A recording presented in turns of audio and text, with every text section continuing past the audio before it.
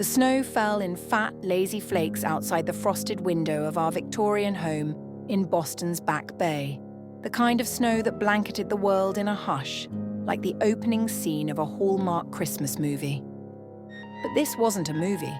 It was December 24th, 1995, Christmas Eve, and I was 35, standing in our living room adorned with twinkling fairy lights strung across the mantel, the scent of pine from our Fraser fir mingling with the cinnamon from the mulled wine simmering on the stove.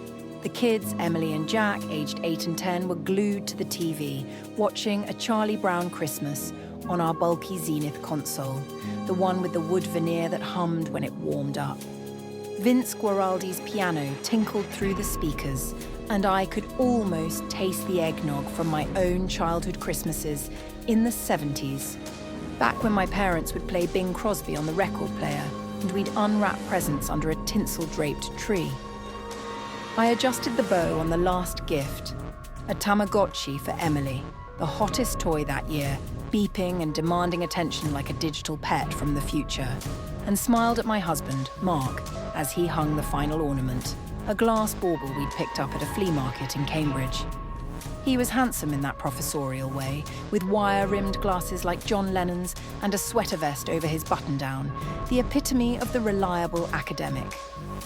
We'd met at Harvard in the 80s, during the era of leg warmers and Rubik's Cubes, when I'd been a bright-eyed literature major dreaming of writing the next great American novel, and he was the TA who graded my papers with red ink that felt like flirtation. "Perfect," I whispered, stepping back to admire the tree. The lights reflected in his eyes, and for a moment everything felt right.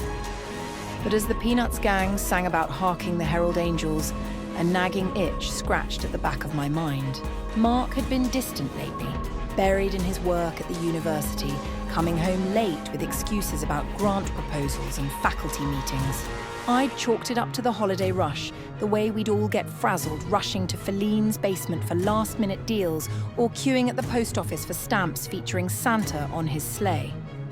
Little did I know, as I sipped my wine and watched the kids unwrap their stockings early, stuffed with candy canes and those little plastic army men for Jack, that this Christmas Eve would shatter my world like a dropped ornament, leaving shards that would cut deep and demand a reckoning. It started with a phone call. The landline jangled, our beige rotary phone mounted on the kitchen wall, the one with the curly cord that stretched just far enough to pace while talking. I picked it up, expecting my sister calling from London, where she was spending the holidays in a flat overlooking Trafalgar Square, reminiscing about our childhood trips to see the Christmas lights on Oxford Street. "Hello, Harrington residents," I said cheerfully, twisting the cord around my finger. There was a pause, then a woman's voice, soft and hesitant, with a faint British accent that reminded me of Julie Andrews in Mary Poppins. "Is Mark there?" "It's urgent." My stomach dipped. "Who's calling?" "Victoria, from the department. Tell him it's about the conference in Edinburgh next month." "He knows." Edinburgh. Mark hadn't mentioned any conference. I glanced at him across the room. He was laughing with the kids, helping Jack assemble a Lego set from under the tree. A Star Wars X-Wing fighter, the kind that cost a fortune at Toys R Us. "He's busy right now," I replied, my voice steady despite the chill creeping up my spine. "Can I take a message?" She hesitated. "Just tell him I can't wait any longer. The tickets are booked for Boxing Day. And Merry Christmas, I suppose." The line went dead, and I stood there, the receiver buzzing in my ear like a swarm of angry bees. Boxing Day? That was tomorrow. We had plans. Family brunch at our favourite diner, the one on Beacon Street with the jukebox that still played 45s of Elvis and the Beatles, followed by sledding in the common if the snow held. I hung up and walked back to the living room, forcing a smile. "Who was that?" "Sarah," Mark asked, not looking up from the Lego instructions. "Victoria, something about Edinburgh and Boxing Day tickets." His face drained of colour, paler than the snow outside. The kids didn't notice, too engrossed in their play, but I saw it. The flicker of guilt, the way his hands trembled as he set down a Lego brick. That night, After tucking the children into bed with stories from the night before Christmas and promises of Santa's arrival, I confronted him in our bedroom, the one with the four-poster bed we'd bought at an antique shop in Salem, evoking memories of colonial ghosts and witch trials. "Who is she?" I demanded, my voice a whisper to not wake the kids. Mark sighed, sinking onto the edge of the bed. "It's not what you think." But it was. Oh, it was exactly what I thought. And worse. Victoria was his graduate student, 25 and ambitious, with hair like Madonna in her like a virgin phase and a laugh that echoed through the halls of the English department. They'd been having an affair for 6 months, stolen moments in his office amid stacks of yellowed books and floppy disks full of lecture notes. But the betrayal ran deeper than infidelity. Mark had been siphoning money from our joint savings, funds I'd earned from my part-time job editing manuscripts for a small press in Quincy, to finance their escapades. Lavish dinners at legal seafoods, weekends at cozy B&Bs in the Berkshires, even plane tickets to Scotland for a research trip that was anything but. He confessed it all, tears streaming down his face, begging for forgiveness under the glow of our bedside lamp with its fringed shade, a relic from the 70s. "It was a mistake, Sarah. I love you, the kids, our life." But as he spoke, I felt something snap inside me, like the crack of a Yule log in the fireplace. This wasn't just a fling. It was a calculated dismantling of our world.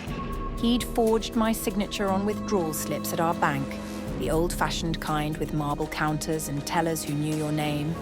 He'd lied to our friends at the annual Christmas party we'd hosted last week, where we'd served punch from a crystal bowl and played Trivial Pursuit, laughing over questions about Dallas and Dynasty.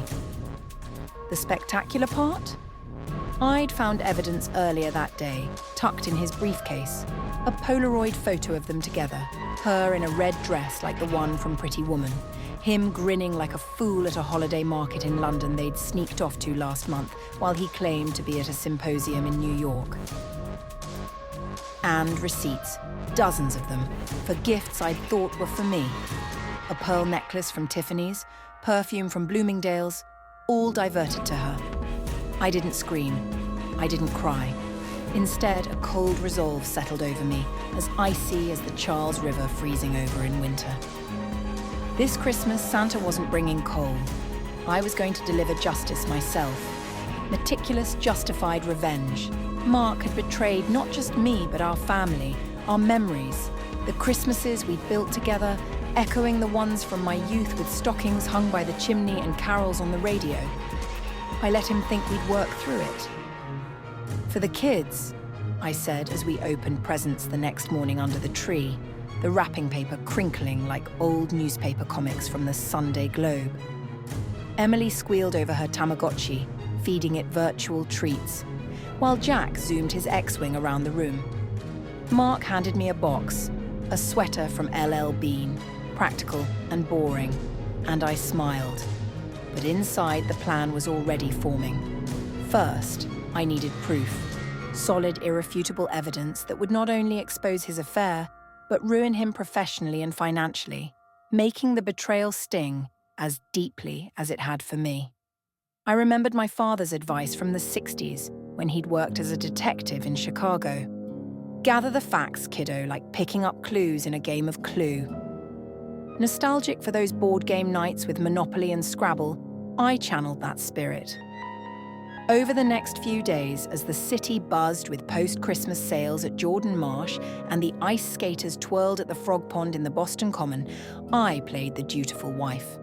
But at night, after Mark snored beside me, I'd slip downstairs to our study, where our IBM PC hummed to life with the whir of a floppy drive.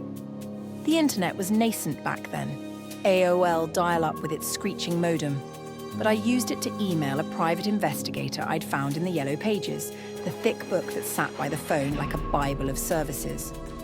His name was Frank, a grizzled vet who reminded me of Columbo, with a rumpled trench coat and a cigar habit.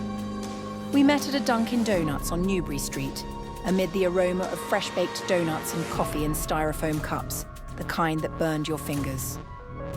"What's the story, lady?" he asked, notebook in hand. I laid it out, the affair, the embezzlement.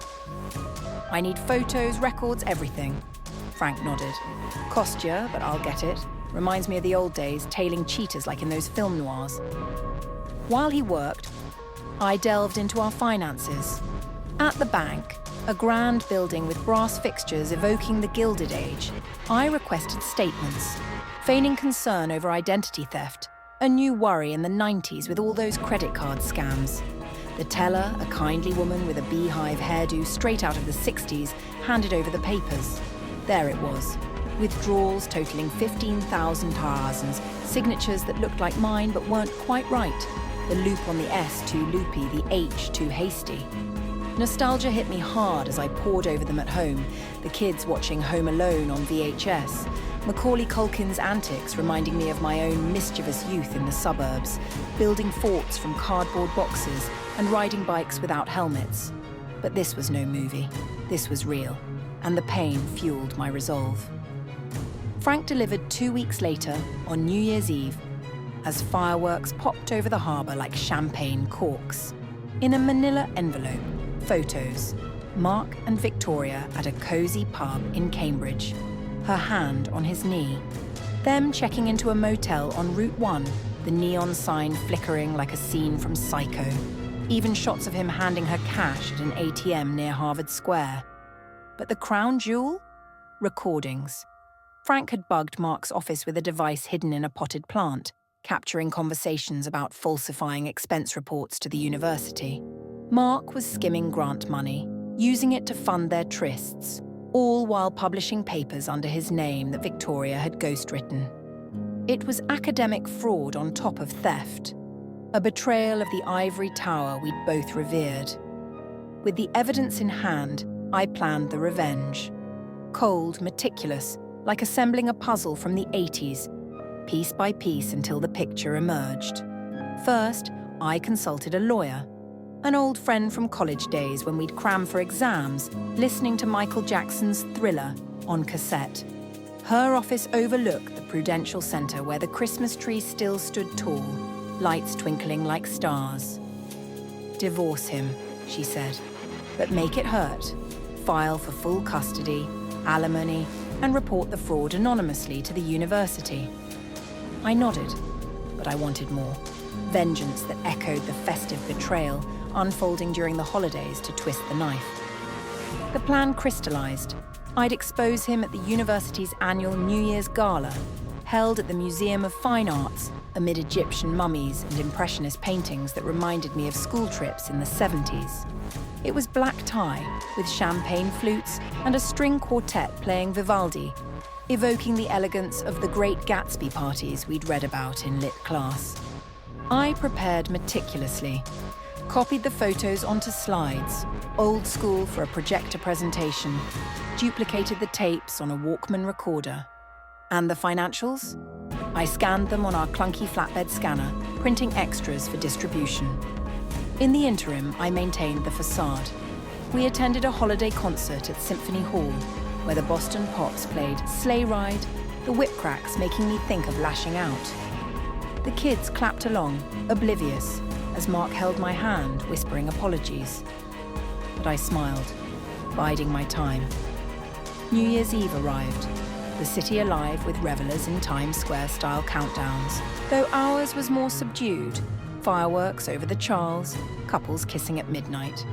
I dressed in a red gown, like the one Audrey Hepburn wore in Breakfast at Tiffany's, my hair in a chignon. Mark complimented me, unaware of the storm brewing. At the gala, amid clinking glasses and laughter, the dean announced awards.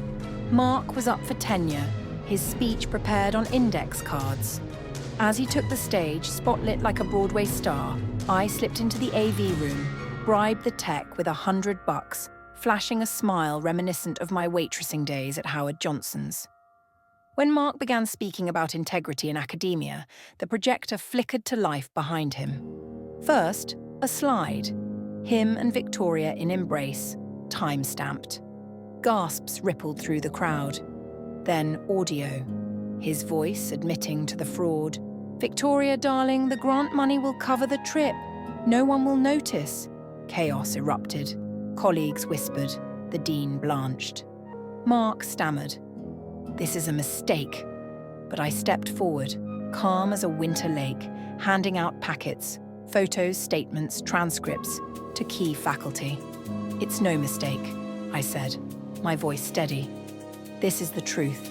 Security escorted him out as fireworks boomed outside, symbolizing the explosion of his career. The university launched an investigation that night. By morning, he was suspended, tenure denied, facing charges for embezzlement. But that wasn't all. I'd timed it perfectly. Victoria's visa, she was on a student one from the UK, depended on her enrollment. With the fraud exposed, she was expelled, deported back to London before Epiphany. And the money? My lawyer froze our accounts, reclaiming every cent through civil suit, leaving Mark penniless, crashing on a friend's couch in Somerville. The kids? I told them gently. Over hot cocoa at a diner with vinyl booths and a Wurlitzer jukebox playing White Christmas. Daddy made mistakes, but we'll be okay. We moved to a cozy apartment in Brookline, near the trolley line that clanged like memories of old streetcars. Mark begged for mercy, calling from payphones, those metal booths with graffiti and stuck gum. But I hung up, cold as the January wind. Justice served, vengeance complete. As I watched the kids play in the snow, building forts like I did in my youth, I felt free. The betrayal had been spectacular, but my revenge, meticulous, justified, and oh so satisfying. Years later, in 2025, as I sip tea in my garden, reminiscing about those 90s Christmases with their beepers and pagers, blockbuster video rentals of It's a Wonderful Life, and the simple joy of a family unscathed. I know I did what was right. Betrayal may come wrapped in holiday cheer, but revenge? It's the gift that keeps on giving.